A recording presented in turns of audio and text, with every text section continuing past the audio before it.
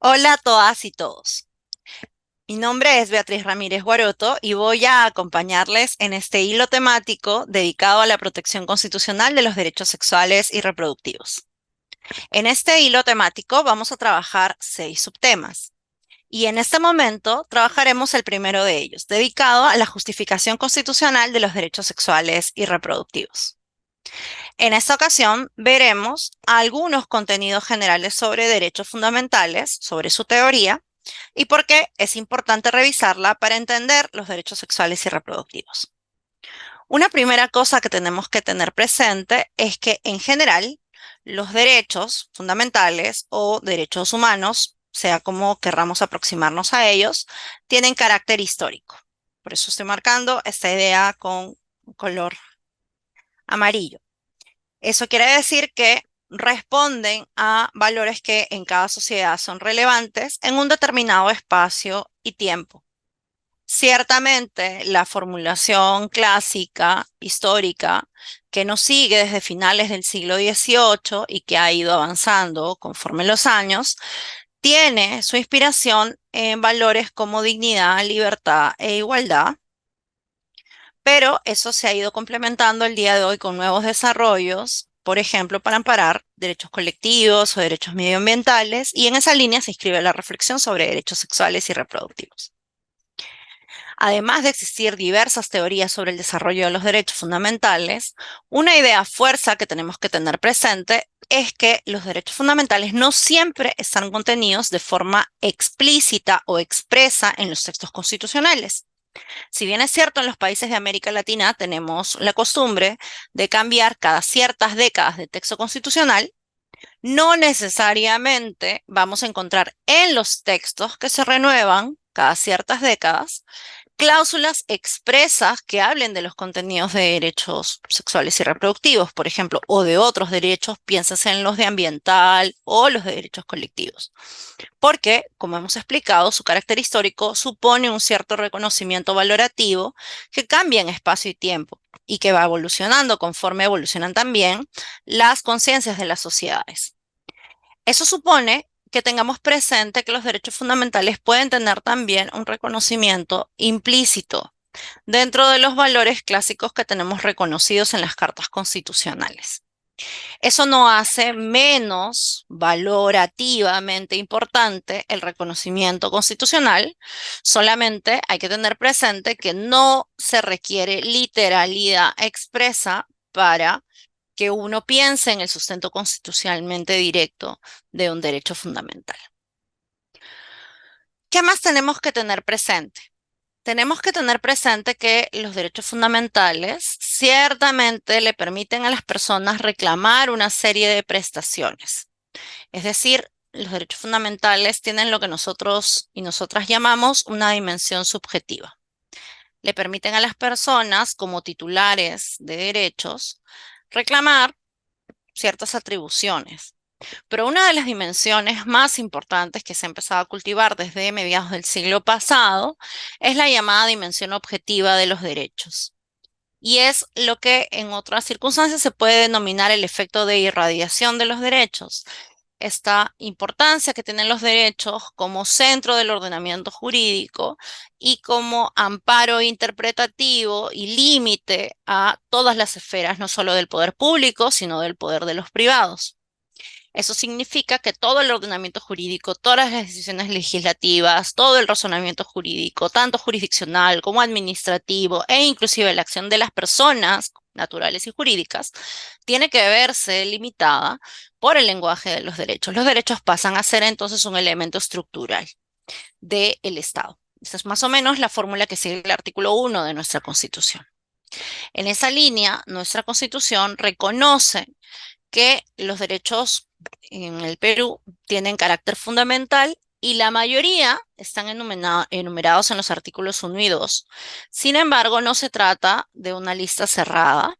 Por eso el artículo 3 de nuestra Constitución señala que pueden existir otros derechos acordes a la dignidad de las personas que no estén incluidos en el artículo 1 y 2. Puede estar, por ejemplo, en otras partes de la Constitución. Piénsense en los artículos siguientes, en donde están los derechos de salud, educación, seguridad social, o mucho más atrás en la Constitución, donde podemos encontrar las cláusulas del debido proceso, que también son derechos fundamentales, pero no están en la primera parte de la Constitución. Adicionalmente, tenemos que tener presente que nuestro ordenamiento, ya formulado en los 90, reconoce que el ordenamiento jurídico incluye la dimensión internacional, todo lo que está en tratados de cualquier índole, ratificados por el Perú y en vigor, forma parte del derecho nacional. Y en cuanto a la materia de derechos humanos, son parámetro, dice la cuarta disposición final y transitoria, de interpretación. Sin embargo, la jurisprudencia constitucional hace más de 2 décadas ha establecido que todo tratado de derechos humanos que contenga derechos tiene en esos derechos en los que contiene valor constitucional. Es decir, derechos contenidos en tratados de derechos humanos tienen un valor semejante a los que estuvieran en una carta constitucional. Eso es importante porque nos permite recordar aquí un concepto que tiene que ver con el derecho procesal constitucional, pero que sirve para entender la importancia de lo implícito en el derecho, no solo procesal, sino también sustantivo. El sustento constitucional directo es algo que se valora para analizar los procesos de amparo en las acciones constitucionales. Pero lo interesante de esta cita del expediente 1417-2005 amparo del Tribunal Constitucional en el fundamento noveno es que nos recuerda que lo que nosotros llamamos sustento constitucional directo no necesariamente es una mención explícita en la norma constitucional, lo que aquí se llama texto constitucional formal. Lo que importa es encontrar un sustento de sentido material. Ese sentido material podría estar en los tratados de derechos humanos, podría estar en las pautas interpretativas de tratados de derechos humanos, por ejemplo. Podría estar inclusive en disposiciones legales de desarrollo de cláusulas constitucionales. Esa es la noción de lo que llamamos bloque de constitucionalidad, que en el derecho constitucional de la región de América Latina y el Caribe se ha desarrollado mucho en Colombia.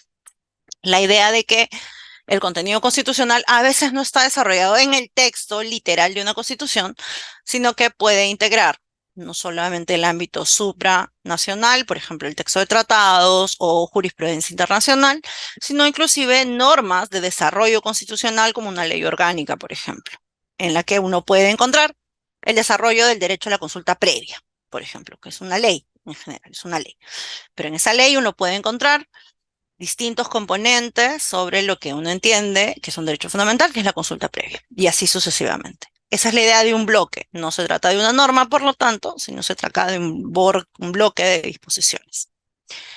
Y eso es importante tenerlo presente porque en derechos sexuales y reproductivos no encontraremos demasiadas cláusulas explícitas en el texto constitucional, sino que encontraremos también algunas cláusulas en los tratados justo por la época en la que fueron redactados. La mayoría han sido redactadas en la década de los 60, muy pocos ya en los 80 y los más recientes recién hacia el 2010, y no todos ratificados por el Perú.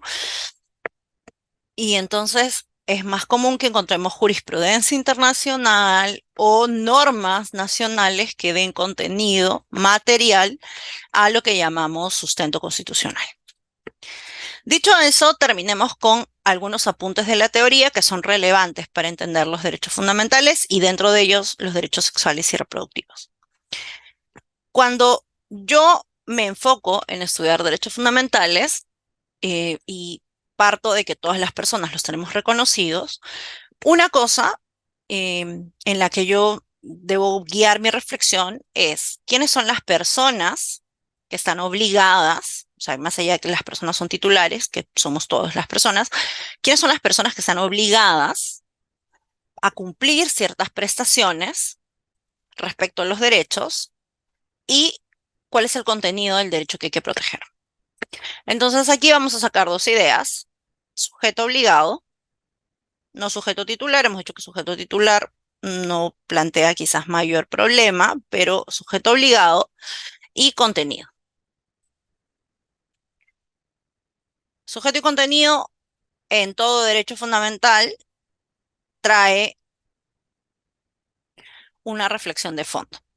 En derechos fundamentales es parte de lo que hay que discutir. En derechos sexuales y reproductivos también. Discutamos esas dos cosas muy brevemente. Una primera idea es la idea de los sujetos obligados. Voy a marcarlo aquí. El Estado como sujeto obligado no es ninguna novedad. Esto tradicionalmente se ha sido así desde el siglo XIX. Hay una mirada pacífica desde el siglo XVIII en general. Se entiende que el Estado es quien tiene que hacer cosas o abstenerse de hacer cosas, tiene las obligaciones principales respecto a los derechos fundamentales. Esto tradicionalmente se suele conocer como eficacia vertical. Lo novedoso porque es de mediados del siglo pasado, es la reflexión que traen los sujetos privados, es decir, personas jurídicas o personas naturales a las que se les puede exigir ciertas obligaciones. Pensemos en el campo de derechos reproductivos. A una empresa le puedo pedir derechos reproductivos, por ejemplo, no discriminación si yo tengo un diagnóstico de VIH y soy trabajadora o trabajador, no discriminación por embarazo, que es una expresión de los derechos reproductivos. Eso se lo puedo poner a una empresa empleadora, por ejemplo, si no, es razonable que sí. Lo pensamos como dentro del paquete de derechos laborales. Pero inclusive se lo puedo poner en el acceso al empleo. Cuando yo no soy trabajadora, soy simplemente una persona postulante. Queda claro que hay una obligación general de no discriminación que las personas en tanto privados tienen que cumplir. Podemos pensar en privados, personas jurídicas, como he dicho, aquí el ejemplo de una empresa, pero también podríamos pensar en privados, personas naturales. Pensemos en la relación de una persona adolescente con su madre o padre. Pensamos siempre eso en términos de derecho familiar o derecho civil privado, eminentemente, en las relaciones de la llamada patria potestad o relaciones materno-paterno-filiales o parentales, pero también podríamos pensarlo en clave de derechos fundamentales. Una madre o un padre tiene respecto de sus hijas e hijos ciertas obligaciones de garantía, cuidado, pero en el fondo también tiene una obligación de respetar ciertas decisiones, ciertas capacidades progresivas que son diferenciadas si eres niña, niño o si eres más bien adolescente. Respecto de un familiar, respecto de una persona natural, otra persona natural tiene también derechos sexuales y reproductivos que oponer. Eso es lo que nosotros llamamos eficacia horizontal. Entonces es interesante el pensar que la persona obligada en cuanto a la titularidad de derechos no es solamente el Estado, obviamente es el Estado, pero también podrían ser personas naturales o personas jurídicas que tienen que cumplir ciertas prestaciones de no hacer o de hacer respecto de otras y otros. En el plano del contenido, lo que hay que tener presente es que para delimitar el contenido hay dos posiciones.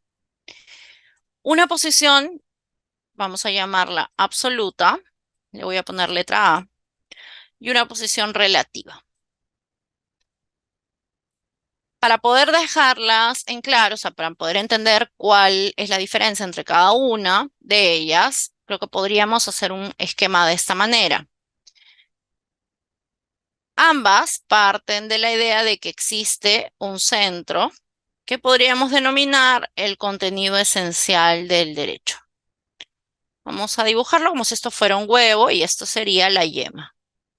Esa parte rojita sería la yema y lo que llamaríamos el contenido esencial. Y lo vamos a abrir y abrir una zona externa que podríamos llamarla clara, en donde tendríamos un contenido no esencial. Reitero entonces, en ambas teorías se parte de la idea de que tienes un contenido esencial interno y una parte externa que sería el contenido no esencial. ¿Cuál es entonces la diferencia entre la teoría absoluta y la teoría relativa? ¿Cómo se determinan ambos contenidos?